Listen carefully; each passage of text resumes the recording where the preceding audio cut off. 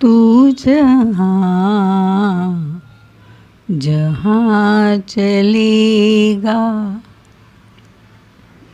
मेरा साया साथ होगा। तू जहाँ जहाँ चलेगा मेरा साया साथ होगा। मेरा साया मेरा साया। तू अगर उदास होगा तो उदास रहूँगी मैं भी, घबराऊँ या न आऊँ तेरे साथ रहूँगी मैं भी। तू जिधर का रुख करेगा मेरा साया साथ होगा। तू जहाँ जहाँ चलेगा। कभी मुझे को याद करके जो बहेंगे तेरे आंसू, तो वहीं पे रोक लेंगे उन्हें आके मेरे आंसू। तू कहीं भी जा रहा है मेरा साया साथ होगा। तू जहाँ जहाँ चलेगा।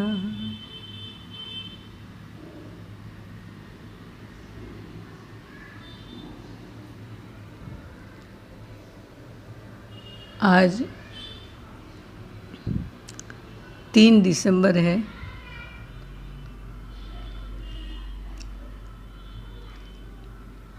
और 2 दिसंबर को मेरे पतिदेव, मेरे प्राणनाथ, मेरे स्वामी इस धराधाम से निकुंज लीला में प्रवेश कर गए।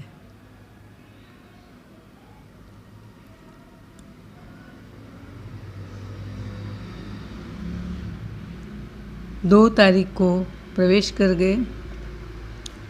3 तारीख को मैंने रात्रि को अकेली होने से पूछा प्यारू जी को, हम लोग किसी वस्तु के द्वारा बुला के बात करते हैं, तो उसी वस्तु के द्वारा मैंने महाराज से बात करी। हमारे महाराज जो नित्य लीला में प्रवेश कर गए, उनसे बात करी। उनसे मैंने पूछा रास्ते में हो या पहुंच गए मंजिल पर। उन्होंने कहा पहुंच गए। मैंने 3 लोक के नाम दे के पूछा, वैकुंठ, शिवलोक या गोलोक, व गोलोक का दिव्य वृंदावन कहाँ हो। तो उन्होंने गोलोक का दिव्य वृंदावन बताया। वहाँ तो केवल 14 वर्ष की सखी ही जाती है। तो आप सखी बने हैं क्या? तो उन्होंने हाँ कही। मैं सुन के हर्ष से भर गई। फिर 2-4 दिन के बाद मैंने चार्ट जो एक बनाया है, चार्ट राधा जी को बुलाया, उस पे उनको भी पूछा, उन्होंने भी यही बताया। फिर 28-29 दिसंबर चीर घाट जब तेरही हो गई, उसके बाद मैं चीर घाट गई। वहाँ एक रमल ज्योतिष बैठते हैं। मैंने उनसे जाकर बताया। मैं लोगों के प्रश्न लेके उन्हीं के पास उत्तर पाने जाया करती थी। आज मैंने बताया कि महाराज नित्य लीला प्रवेश कर गए, तो वो भी पासे डाल के बताया उन्होंने। हाँ, महाराज की तो मुक्ति हो गई, वो सखी बने हैं वृंदावन में। वो दिव्य सखी बने होंगे, तुरंत के तुरंत सखी और कौन बन सकता है? जन्म लेके तो टाइम लगता है। अब तो मेरे आनंद की सीमा न रही, और तब मैंने ध्यान लगाने नेत्र बंद किए। कई दिन से गई नहीं थी।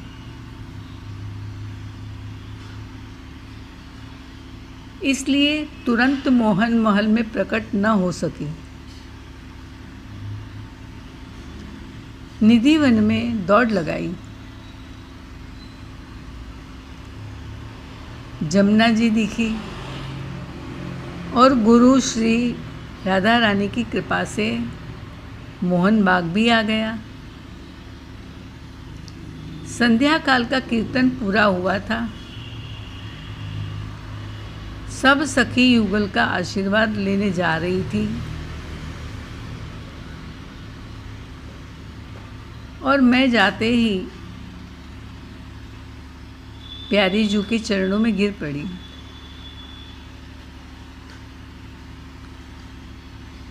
अश्रु प्रवाह बह चला। श्री जी ने मुझे अपनी गोद की ओर खींचा।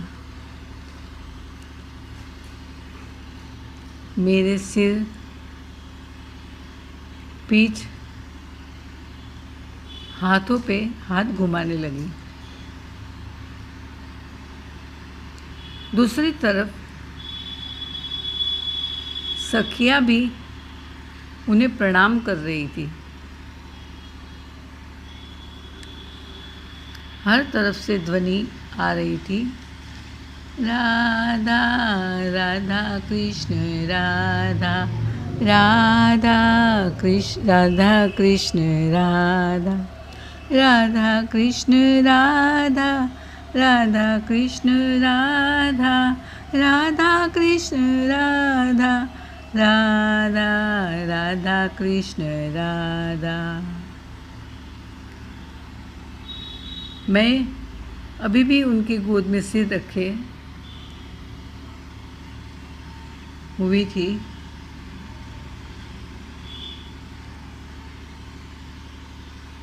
उसी में एक सखी को प्रणाम करते हुए देख मैं देखती ही रह गई। प्यारी जी ने मुझे पूछा, पहचाना इस सखी को? मैंने कहा, थोड़ा थोड़ा। राधे बोली, अच्छी तरह याद करो। मैंने कहा, याद नहीं आ रहा।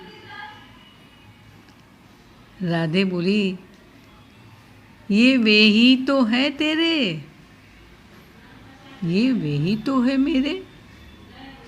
अरे तू जिनके सिर में अच्छी से अच्छी मालिश करती थी। महाराज सखी रूप में हंसते हंसते सखियों के पीछे की तरफ चले गए। उनके जाने के बाद मुझे ज्ञान हुआ कि हाँ, ये तो महाराज जी ही थे। मैंने प्यारी जी के पास कबूल किया कि हाँ, अब समझ गई वो महाराज जी ही है। प्यारी जी कहते हैं, नहीं, वो महाराज जी नहीं है। अब तो वो यहाँ की सखी है, जैसे अन्य सखियाँ हैं। इसलिए यहाँ पर तुम्हारा उनसे सखी वाला संबंध रहेगा। धरती पर भले तो उनकी पत्नी थी, लेकिन अब धरती का संबंध खत्म, क्योंकि ये दिव्य वृंदावन है, यहाँ पुरुष नहीं रह सकता। वो सखी बन के आए हैं, उनको सखी का आनंद लेने दो और सखी भाव से सेवा करने दो। तुम भी सेवा में लग जाओ।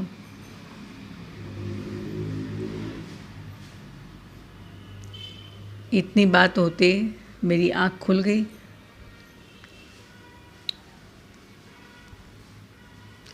मैं सोचने लगी,